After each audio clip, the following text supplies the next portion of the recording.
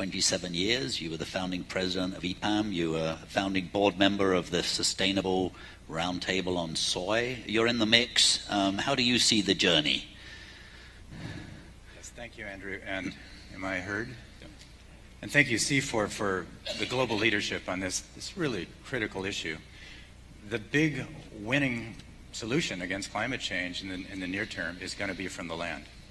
And yet at the same time, we need to grow more. And as we put up my one and only slide, I'd just like to take 1 minute and look at Brazil's history on this issue.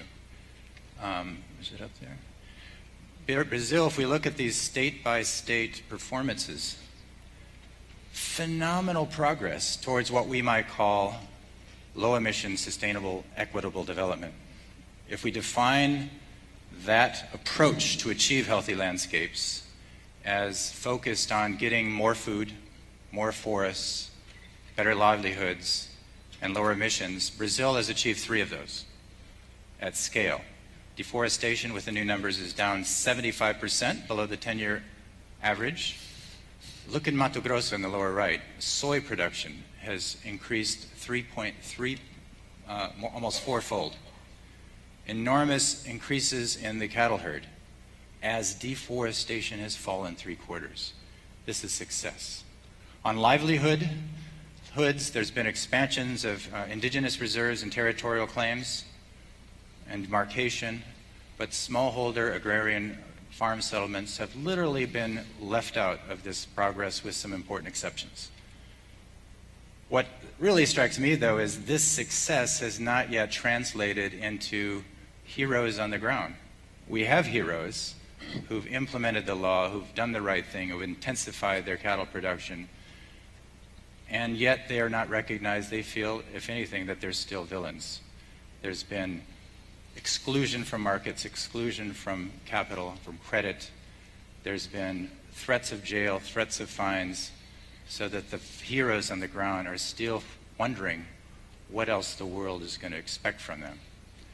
There are heroes in this room. I believe we have in the room, I know we have, members of the governments of Acre, of Mato Grosso. Maybe if you could just stand.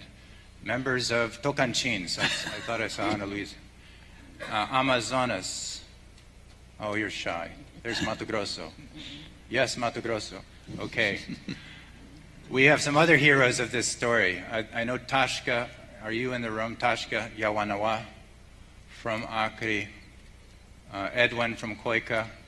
I think maybe they have other things to do. But there are lots of heroes. Did we see Tashka? And of course, a lot of the civil society groups that are pushing this process around. That's enough for the slide. Thank you. What are the key ingredients, though, if we really were to think about a unified theory of sustainable, low-emission rural development that's equitable? What are the 3 main ingredients? And I would put forward that they are incentives, both positive and negative, although there is a huge global deficit today of positive incentives. We have a carrot crisis on our hands.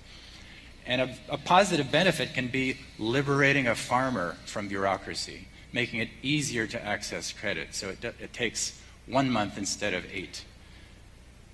We also need shared metrics. We have too many definitions of success. And every process, a typical Mato Grosso farmer has to deal with 7 different definitions of success in dealing with deforestation, and that contributes to their frustration. And finally, we need, once we have those shared metrics of success, we need a reliable monitoring platform so everyone can see how they're doing. The buyers, the producers, the governments, and say, okay, we're doing well here. Be it deforestation, labor infractions, toxics, agrotoxin spills, whatever the criterion is. My time, I think, is up, and I will leave you with one vision from the other side of the planet. And let's look out to 2020. Let's imagine that Borneo, some of the things that are happening in Borneo today go to fruition.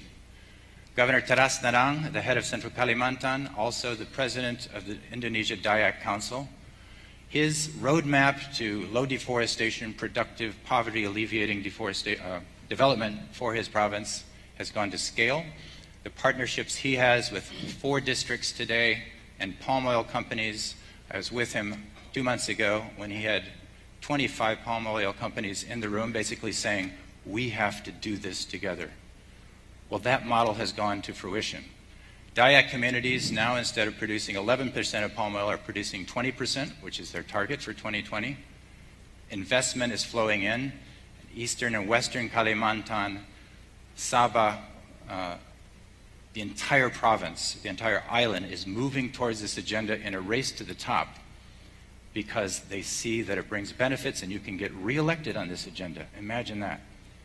So we've got implementation of the customary rights decision of the Constitutional Court, demarcating indigenous lands. All of these pieces together are coming together. And the big market player leaders today, like Unilever, like Wilmar, like Cargill, are seeing the fruits of their own commitments come to play. I would put forward as my real closing comment that one of the richest places and spaces for collaboration and innovation in this is the Governor's Climate and Forest Task Force. All of these provinces and states that I mentioned and 5 regional governments here in Peru are members of this collaboration that started in 2008.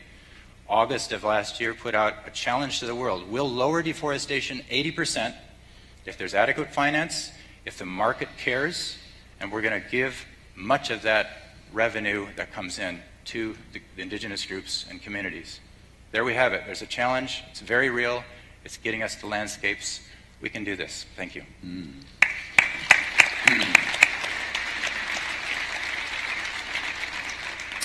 Great, thank you, Dan. And a very clever trick that when the energy level is getting low in the room, you say, there are heroes in this room.